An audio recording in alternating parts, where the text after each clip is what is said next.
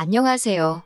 가진 것 다 다른 자식들 퍼주시고 이제 와서 저희랑 살겠다는 어머님과 엮는 30대 부부 중 아내예요. 남편과는 직장 생활을 하면서 알게 된 사이입니다. 같은 부서는 아니었지만 큰 프로젝트를 같이 진행하게 되면서 서로 알게 되었어요. 이후로 특별한 계기가 있던 것은 아닌데 서로 점점 가까워졌고 그러다 본격적으로 사귀기 시작한 건 지금으로부터 6년 전입니다. 이후로 딱히 숨기지 않고 연애를 했어요. 회사가 다행히 사내 연애를 장려하는 분위기라서 가능했던 일이었지요. 그러다 재작년 결혼을 했는데 그때는 이렇게 될 거라고는 상상도 못했네요.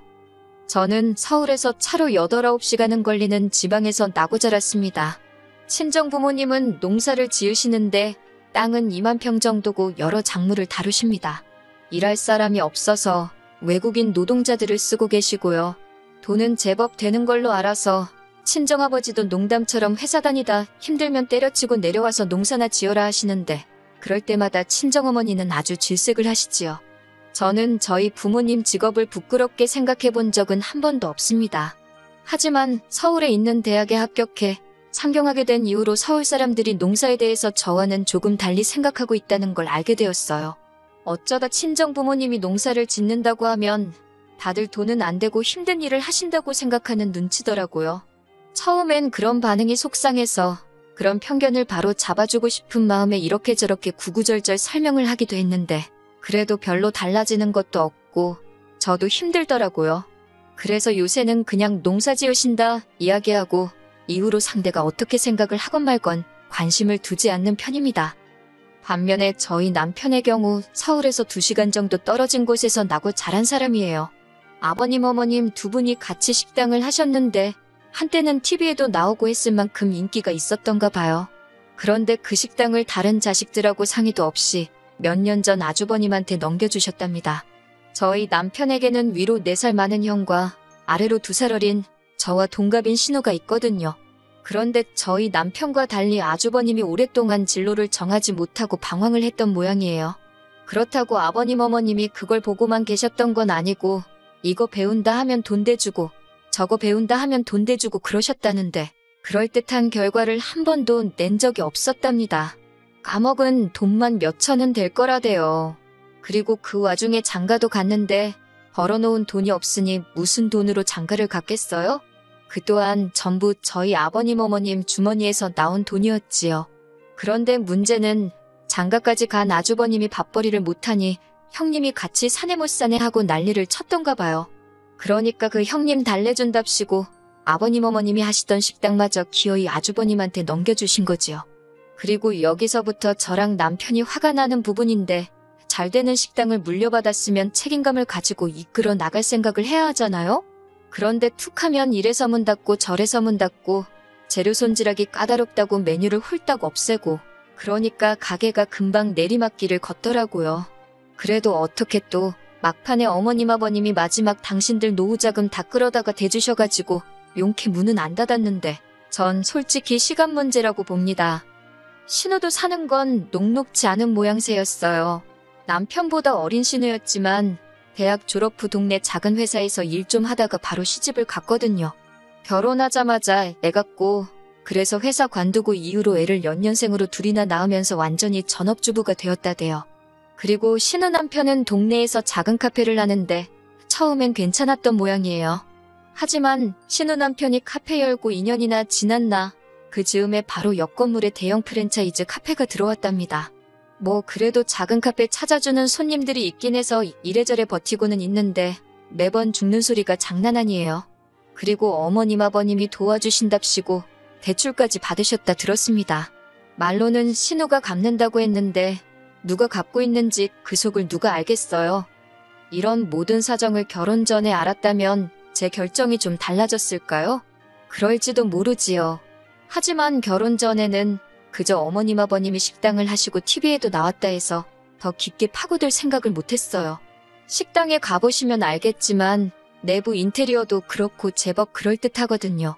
그리고 아주버님이나 신우 다 가정 꾸리고 잘 산다 하는데 제가 솔직히 어떻게 해놓고 사는지 뭘 먹고 사는지까진 따질 수 없잖아요? 그저 가족들 다 자기 밥벌이는 하고 사는구나. 그럼 됐다 싶었네요. 남편하고 저 두 사람만 놓고 봤을 때는 솔직히 비슷비슷한 조건이기도 했고요. 결혼할 때 시댁으로부터 도움은 전혀 받지 않았습니다. 지금에서야 생각해보면 남편이 먼저 성인들이 결혼하는 건데 부모님 도움을 받는 건 아닌 것 같다. 반반이 어떻고 저떻고 한 게 다 쉬운 건가 싶기도 해요. 어차피 아버님 어머님은 저희를 도와주실 형편이 못 되었으니까요. 하지만 그때는 남편이 하는 말이 그럴듯하다. 일리가 있다 싶었어요. 그리고 어쨌든 저희 부모님도 농사로 힘들게 돈을 벌고 계셨으니 저도 손 벌리고 싶지 않았고요.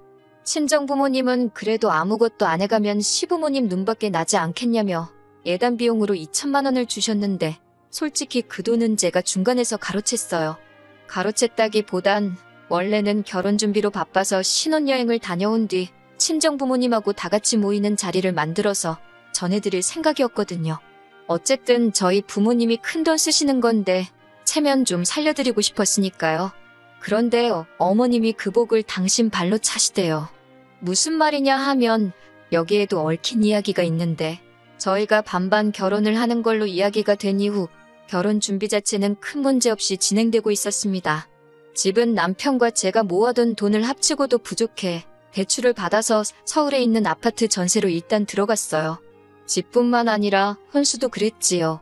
결혼식 비용은 들어온 축의금으로 각자 해결하기로 했고요. 그런데 결혼식 당일날 어머님이 급하게 쓰실 곳이 있다며 축의금을 달라고 하시대요. 결제는 해야 되는데 어머님이 옆에서 계속 축의금 타령을 하시니 정신도 없고 그래서 일단은 알겠다 하고 빌려드렸습니다. 사실 결혼식도 말이 나와서 말이지만 시댁 사정에 맞춰서 시댁이 있는 지역, 저에게는 아무런 연고도 없는 곳에서 하게 되었어요. 신부인 제가 불편한 건 차치하고라도 그러면 일단 저희 친정 부모님부터 시작해서 멀리서 오는 저희 쪽 하객분들이 탈 버스 대절 비용이라던가 그런 건 시댁에서 해주셔야 하잖아요. 그런데 안 해주셨어요. 이 핑계 저 핑계 대시면서 저도 나중엔 치사해서 말도 안 꺼냈지만요. 그런데 그런 와중에 축의금까지 그렇게 가져가시곤 언제 주실 거냐 물으니 그 돈은 당신이 그간 뿌린 돈을 수거한 거나 마찬가지라며 못 준답니다. 황당했지요. 솔직히 하객 대부분은 남편 하객이었으니까요. 그리고 더 황당한 건 그렇게 가져간 축의금을 알고 보니 아주버님한테 주셨더라고요. 아주버님이 그때 마침 급하게 식당 일로 돈이 필요했다나요? 말로는 1,000만 원도 안 됐다는데 1,000만 원이고 500만 원이고 돈은 돈이잖아요. 며느리로서 이렇게 말하자니 그렇지만 어머님도 아주버님도 괘씸해서 예단으로 드리려던 2,000만 원 안 드린 거예요. 이후로 솔직히 저나 남편이나 시댁 식구들하고는 뭐 크게 교류가 없었습니다. 물론 매달 어머님 아버님 쓰시라고 30만 원씩 용돈 보내드렸고 명절이나 시부모님 생신처럼 저희 도리를 해야 하는 날은 챙겼지만요. 그 외엔 가족 모임이라던가 그런 건 굳이 나서지 않았네요. 그러다가 아버님이 저희 결혼한 지 2년쯤 되던 해에 간암 판정을 받으셨어요. 그리고 뭐 제대로 손 써볼 여유도 없이 한 달도 채 되지 않아 돌아가셨지요. 이때는 뭐 그동안 서운했고 그런 걸 떠나서 다들 상심이 컸고요. 그런데 아버님 장례 치르고 처리해야 할 일들이 어느 정도 마무리가 되었을 무렵 어이없는 이야기를 듣게 되었습니다. 아버님이 돌아가시기 며칠 전 유언을 남기셨다는 겁니다.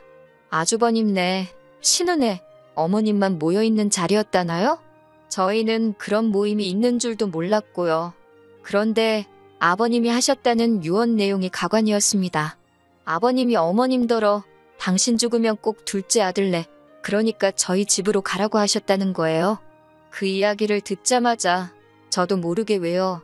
소리가 입에서 절로 튀어나가더군요. 왜 저희 집으로 가라고 하신 거냐니까 그 의중이야 당신인들 알겠냐 하시더니 아주버님이랑 신우가 돌아가신 아버님의 마지막 말씀이니 저희가 그 말씀을 따랐으면 좋겠다는 겁니다. 어이가 없어서 일단은 안 된다고 했어요. 남편도 옆에서 말도 안 되는 소리 하지 말라고 그러더라고요. 그리고 이후로 아버님 돌아가시고 한반년이나 되었을까요? 어머님이 언젠가부터 속이 미식거리고 머리도 아프고 몸 여기저기가 안 좋다고 툭하면 전화로 앓는 소리를 하시더라고요. 사실 아버님도 간암 판정 받기 직전에 보이신 증상이 속이 미식거린다, 머리가 아프다, 어머님 하시는 말씀이랑 비슷했거든요. 그러니 신경을 안 쓸래야 안 쓸 수가 없대요. 그런데 아주버님이고 신우고 누구 하나 어머님 모시고 병원 가는 사람이 없더라고요. 그래서 남편하고 상의 끝에 일단 올라오시라고 하자 병원에 모시고 가자 했어요. 저희가 일하는 회사가 모 대학병원이랑 연계가 잘 되어 있어서 병원에 모시고 가는 건 좀 번거롭긴 해도 어려운 일은 아니었거든요. 그렇게 어머님이 올라오셨습니다. 그런데 무슨 어디 여행이라도 가시는 분 마냥 짐을 많이도 사오셨더라고요. 황당했지만 어차피 내려가실 땐 태워다 드릴 생각이었으니까 대수롭지 않게 생각했어요. 그리고 이튿날 병원에 모시고 가서 검사받고 결과가 나올 때까지 저희 집에 계시겠다고 우기셔서 그래 뭐 혹시나 결과가 안 좋으면 다시 모시고 가야 할 수도 있단 생각에 계시라 했습니다. 그런데 일주일 뒤 받아본 결과지는 걱정할 게 하나도 없었어요. 수치가 너무 좋았거든요. 심지어 몇몇 항목은 같은 나이대 분들보다도 훨씬 좋게 나왔지요. 그래서 이제 다시 어머님 댁에 모셔다 드리려고 하니 어머님이 정말 말 그대로 대자로 누우셔서는 가기 싫으시답니다. 혼자서 너무 외롭고 쓸쓸하시다고 가기 싫으시대요. 저희 집에 며칠만 더 있게 해달라고 말 그대로 떼를 쓰시더라니까요. 이러지도 저러지도 못하고 아버님 떠나시고 얼마나 외로우시면 저러시나 싶어서 매몰차게 할 수가 없더라고요. 그래서 일단 며칠 더 계시라 했어요. 이땐 남편도 무척 저에게 미안해했고요. 그런데 어머님이 계시니까 신경 써야 할 게 한두 개가 아니더군요.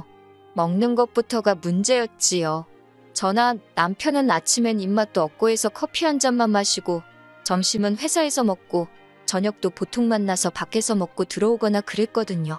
그런데 어머님이 집에 계시니까 저희 원래 지내던 방식으로 지낼 수가 없어서 어쩔 수 없이 반찬을 하기 시작했어요. 사정을 들으신 친정어머니가도 좀 보내주셨고요. 맞벌이하는 와중에 반찬하는 것도 힘들고 친정어머니께도 죄송하고 반찬을 사다 먹는 것도 생각해봤는데 어머님께서 음식에 좀 예민하셔서 바깥 음식은 안 좋아하시거든요. 당신이 해드시면 좋겠는데 알아서 해드시면 모를까 며느리 입장에서 당신 손으로 만들어 드시라 할 수도 없고 여러 가지로 어려운 상황이었네요. 그리고 처음엔 한 2주만 계시겠다 했어요. 그런데 2주가 지나도록 내려가실 생각을 안 하시고 하루 더 하시면서 그렇게 버티고 계시더라고요. 그렇게 시간이 흘러 급기야 2달 가까운 시간이 흘렀고 그땐 슬슬 저도 짜증이 나대요. 그리고 결국 기어코 저를 정말 폭발하게 만든 사건이 벌어졌습니다. 사건이 있기 며칠 전 제가 친정어머니께 더는 음식을 보내지 마시라 했어요. 먹고 싶으면 제가 이야기를 할 테니 괜히 밑반찬해서 보내지 마시라고요. 처음에야 어머님 드시는 게 신경 쓰여서 어쩔 수 없이 친정어머니 도움도 받았지만 한 달이 넘어갈 때부턴 어머님 때문에 친정어머니 고생시키는 게 말이 되나 싶었거든요. 그리고 그러나 중에 어머님이 언젠가부터 친정어머니가 보내주시는 반찬을 가지고 투정을 하시대요. 너희 어머니는 맨날 똑같은 거밖에 못하냐면서. 그런 소리 듣고 좋다 할 며느리가 세상천지 어디 있겠어요? 그래서 친정어머니한테 더는 보내지 마시라 한 거예요. 그런데 제가 이야기하고 얼마 지나지 않아 친정어머니가 또다시 기어이 김치부터 시작해서 음식을 한가득해서 보내주셨더라고요. 그리고 선물 들어온 거라며 조기에 한우에 직접 농사지으신 나물에 이것저것 잔뜩 챙겨서요. 택배가 금요일 낮에 도착했다고 연락이 왔고 냉장고에 넣어야 할 것도 있었으니 어머님더러 받아서 냉장고에 좀 넣어달라 했습니다. 지난번엔 홧김에 이제 보내지 마시라 했지만 또 막상 친정어머니가 보내주신 반찬이 냉장고에서 저를 기다리고 있을 걸 생각하니 빨리 퇴근해서 밥 먹고 싶단 생각밖에 안 들대요. 그렇게 들뜬 마음으로 집에 돌아왔습니다. 집에 도착하니 어머님은 TV를 보고 계셨고 집은 어느 때와 마찬가지로 엉망이었어요. 치사하게 들릴지 모르겠지만 저희 어머님은 저희 집에 계시는 동안 솔직히 말해서 청소기 한 번 돌려주신 적 없고 남편 양말 한 짝 개어주신 적 없습니다. 아무튼 배도 고프고 허기가 졌지만 청소부터 해놓고 먹자 싶어서 불이 나게 집 정리를 시작했어요. 어머님은 점심에 뭘 드신 건지 설거지도 평소보다 많이 쌓여 있었고 그래도 이래저래 정리가 끝나갈 때쯤 남편도 퇴근을 해서 집에 들어오대요. 그렇게 이제 저녁상을 차리려고 냉장고를 열었습니다. 그런데 친정어머니가 말씀하신 것과 달리 반찬들이 몇 개 없더라고요. 심지어 뚜껑을 여니 반밖에 안 찬 것도 있었고요. 그래서 어머님께 이게 전부냐 물으니 어머님이 아무렇지도 않은 표정으로 반찬이 너무 많아서 신우를 불러서 챙겨주셨다는 겁니다. 제가 황당해서 저한테 말도 안 하고 신우한테 준 거냐니까 그럼 당신이 그런 것도 저한테 허락을 받아야 하냐대요. 어이가 없어서 저희 친정어머니가 보내주신 거잖아요. 라고 대꾸하니 니네 친정어머니가 너 혼자 먹으라고 보냈겠냐면서 저더러 욕심도 사납다 그러시는 거예요. 그러면서 저더러 성격을 좀 고쳐 그러는데 황당해서 말도 잘 안 나오대요. 그리고는 설마 싶어서 냉동실을 열어보니 친정어머니가 보내주셨다는 것들도 하나도 안 보였어요. 제가 조기랑 한우랑 나물 말린 건 다 어딨냐고 하니까 어차피 니들 집에서 밥도 잘 안 먹지 않냐면서 거기 신혼에는 애들도 있고 그래서 그것도 줬답니다. 얼마나 아무렇지 않은 표정으로 뻔뻔하게 말씀하시던지 황당해서 기가 차더라니까요. 저는 말 그대로 할 말을 잃었습니다. 어쩜 저렇게 뻔뻔하신가 싶고 어디부터 따져야 되나 화가 나서 머리가 안 돌아가는 느낌이었달까요. 그런데 그때 모든 상황을 지켜보고 있던 남편이 재산은 형한테 다 퍼주고 이제 퍼줄 게 없으니 우리 집 냉장고를 신우한테 퍼주냐면서 도대체 나한테는 뭘 해주려고 이러는 거냐고 빈정대기 시작했어요. 그러자 어머님께서 당신 사는 집 거기 보증금 빼서 저희 주신답니다. 저는 솔직히 그때까지 그 집은 그래도 어머님 아버님 명의로 돼 있는 줄 알았는데 반월세라는 사실을 알고 깜짝 놀랐어요.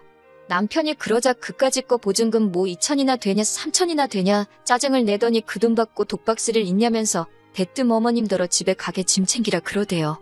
그런데 어머님이 집 싫다 안 간다 하시니까 그러면 신혼에 데려다 준다고 빨리 옷 입으라고 윽박을 질렀어요. 저는 남편이 그 정도로 세게 나올 줄은 몰랐고 못 간다 버티시는 어머님을 보니 마음이 좋지가 않더군요. 그렇지만 남편을 말리거나 나서고 싶지는 않대요. 저도 저대로 어머님께 서운하고 맺힌 게 있었으니까요. 어머님이 이런 법이 어딨냐? 네 아버지 유언 못 들었냐? 어떻게 네가 나를 내쫓냐며 못 간다고 버티시는데 이게 다 무슨 꼴인가 싶고 한숨만 나오더군요. 그래도 결국엔 남편이 어머님을 끌고 나갔습니다. 그리고 베란다에서 내려다보니 남편이 기어이 어머님을 차에 태우더라고요. 그리고 곧이어 남편이 전화로 저한테 어머님 짐 가지고 내려오래요. 전 그때 남편이 시키는 대로만 움직였어요. 그렇게 어머님 짐을 챙겨서 1층으로 내려가니 남편은 운전대를 잡고 씩씩거리고 있고 어머님은 흐느끼고 계셨습니다. 당신이 뭘 그렇게 잘못한 거냐며 너네는 여유 있게 살지 않냐? 아주버님 내하고 신혼에는 그게 안 되니까 좀 도와준 건데 그걸 이해를 못하냐면서. 하지만 제가 보아하니 반찬을 준 게 문제가 아니라 그간 남편 가슴에 맺힌 게 있던 게 그렇게 터져나온 게 아닌가 싶어요. 그러니 더욱이 제가 끼어들 수도 끼어들고 싶지도 않았네요. 그리고 남편과 함께 차에 올라탔고 그 길로 신우네 집으로 향했습니다. 신우네 집 앞에 도착해 신우를 불러냈고 그대로 어머님을 내려드렸지요. 신우가 어머님을 보더니 놀라면서도 난처한 얼굴로 지금 이게 무슨 일이냐고 저희에게 묻길래 어머님한테 직접 여쭤보라 했네요. 그러니까 신우가 대뜸 지금 반찬 몇 개 가져가서 이러는 거냐며 신경질을 내는 게 아니겠어요? 그러자 남편이 반찬 몇 개, 어머니야 그렇다 쳐도 너는 그러면 하다못해 잘 먹겠다 연락이라도 하는 게 예의 아니냐면서 사가지가 없다고 욕 비슷하게 뭐라 했지요. 그러자 곧이어 신우 남편도 튀어나왔는데 뭘 처먹다 나왔는지 입가가 번질번질 재수 없더라고요. 더는 상종할 필요도 없다 싶어서 그대로 남편하고 집에 돌아왔습니다. 그리고는 뭐 아주버님한테 전화 오고 신우한테 전화 오고 하는데 남편이 먼저 나서서 우리는 못 모신다고 딱 못을 박더군요. 전화 내용이야 제가 다 듣진 못했어도 이후로 지금까지 연락이 없는 걸로 봐서는 얼추 정리가 된 것 같습니다. 솔직히 저도 그렇고 남편도 그렇고 마음이 후련하고 그런 건 아니에요. 그런데 뭐 남편이 먼저 다 필요 없다. 사람 대접해주는 처가에 더 잘하고 살겠다 하니 저로서는 거절할 이유도 싫다 할 필요도 없잖아요. 제가 알기로 어머님은 결국 집으로 돌아가셨어요. 그러게 자식 셋 고루고루 챙겨주셨으면 얼마나 좋았을까요? 아니면 아예 다들 각자 도생하게 내버려 두시던가. 어머님 처지가 안타깝긴 하지만 어쩌겠어요. 시간이 해결해주면 다행이고 아무튼 이렇게 말해도 될지 모르겠지만 사람이건 뭐건 뿌린 대로 거둔다는 말이 딱인 것 같습니다.